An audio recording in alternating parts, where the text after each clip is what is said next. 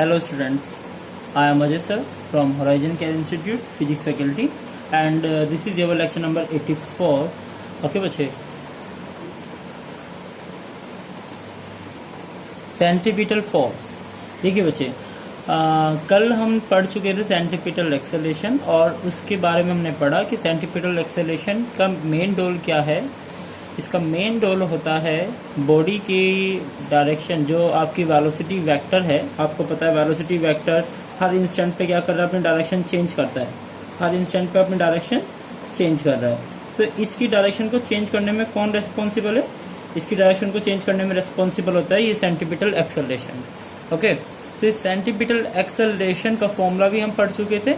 इसका फॉर्मूला था v²/r और एक फॉर्मूला और हमने पढ़ा था बच्चे, ω² r, याद है? ओके, नाउ बच्चे अब आपके पास है सेंटीपिटल एक्सेलरेशन। बात करते हैं सेंटीपिटल फोर्स।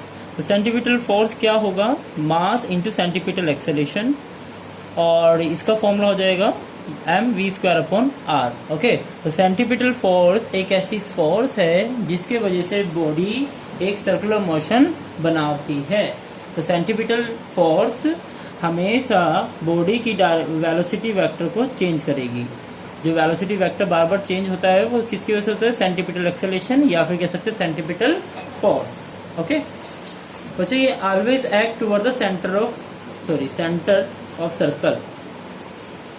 जो भी सेंटर ऑफ सर्कल होगा उसके अलोंग लगता है। जैसे सेंटीपिटल एक्सेलरेशन है ना, तो जिस डायरेक्शन में नॉर्मल सी बात है सेंटीपिटल एक्सेलरेशन और फोर्स, अगर मैं बात करता हूँ दोनों वेक्टर क्वांटिटी है, तो जिस डायरेक्शन में सेंटीपिटल एक्सेलरेशन होगा उसी डायरेक्शन में फोर्स वेक्टर भी होगा आपका, है ना?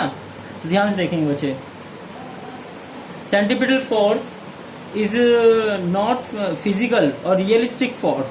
इस बात को जरा नोट करें कि सेंटीपिटल फोर्स बच्चे आपके एक रियलिस्टिक फोर्स नहीं है।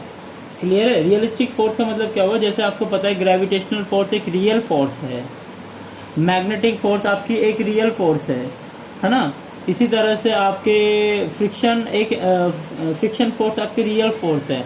आप किसी को पुश या पुल करते हैं तो आप अपना एफर्ट लगा रहे हैं, that is a real force. लेकिन जब हम बात करते हैं सेंटीपिटल फोर्स, ये जस्ट एक फॉर्मूला है। ओके, तो centripetal force is not a physical और realistic force, it is just a concept to understand the dynamics of circular motion.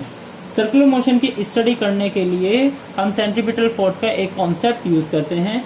Actual में क्या होता है, सेंटीपिटल फोर्स खुद में या कोई फैक्ट्री या कोई मशीन आपकी जनरेट नहीं करती है।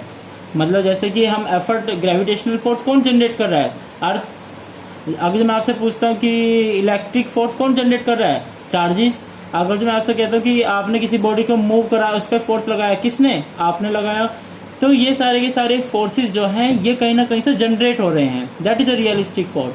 लेकिन जब हम बात करते हैं सेंटीपिटल फोर्स, ये खुद में अपने आप जनरेट नहीं होती, इसको हमेशा क्या करते हैं, बैलेंस कराई जाती है किसी एक रियलिस्टिक फोर्स से। ओके, हम क्या करते हैं, सेंटीपिटल फोर्स को सिर्फ एक कॉन्सेप्ट बनाते हैं कि ये एक फोर्स है जिसकी वजह से बॉडी सर्कल में घूम रही है। या फिर मैं आपको वाइस वर्सा बोलूंगा, अगर जो बॉडी सर्कल में घूम रही है तो इसका मतलब वहां पे सेंटीपिटल फोर्स जरूर होगी, और वो सेंटीपिटल फोर्स का फॉर्मूला होगा mv²/r, और ये हमेशा किसी न किसी से बैलेंस होगी। अगर जो कोई बैलेंसिंग फोर्स वहां अवेलेबल होगा तभी वहां पे सेंटीपिटल फोर्स बन सकती है। ओके, ध्यान से समझना। मैं कहता हूँ कि अर्थ मूव करती है सन के चारों ओर, तो अर्थ मूव कर रही है सन के चारों ओर क्यों बच्चे? क्योंकि अर्थ को मिल रहा होगा एक सेंटीपिटल फोर्स, और सेंटीपिटल फोर्स किससे बैलेंस हो रहा होगा? वहां पर अर्थ और सन के बीच की ग्रेविटेशनल फोर्स से बैलेंस हो रहा होगा। तो आपने देखा सेंटीपिटल फोर्स हमेशा बैलेंस होगा किसी रियल फोर्स से। ठीक है, जैसे एक और एग्जांपल लेते हैं। मैं कह रहा हूँ कि इलेक्ट्रॉन आपके न्यूक्लियस के चारों ओर घूमता है सर्कल में, तो इलेक्ट्रॉन न्यूक्लियस के चारों ओर कैसे घूम रहा है बच्चे? क्योंकि इलेक्ट्रॉन को क्या मिल रहा होगा? सर्कल में घूम रहा है, तो सेंटीपिटल फोर्स मिल रहा होगा। तो वहां सेंटीपिटल फोर्स कौन प्रोवाइड कर रहा है? वहां सेंटीपिटल फोर्स प्रोवाइड करेगा इलेक्ट्रॉन और जो न्यूक्लियस के बीच का फोर्स ऑफ अट्रैक्शन है। बिकॉज इलेक्ट्रॉन नेगेटिव चार्ज होती है, न्यूक्लियस पॉजिटिव चार्ज होती है, तो वहां पे सेंटीपिटल फोर्स प्रोवाइड कर रहा होगा इलेक्ट्रिक फोर्स ऑफ अट्रैक्शन। एक और एग्जांपल समझते बच्चे, सपोज आपने धागे से एक पत्थर को बांधा और उस पत्थर को आपने सर्कल में घुमाना चालू किया, तो वो पत्थर क्या करता है? एक सर्कल में घूमना चालू हो जाता है। तो अगर जो एक स्टोन को रोटेट करते हैं हम सर्कल में, तो इसका मतलब उसमें उस स्टोन को क्या मिला? सेंटीपिटल फोर्स मिला।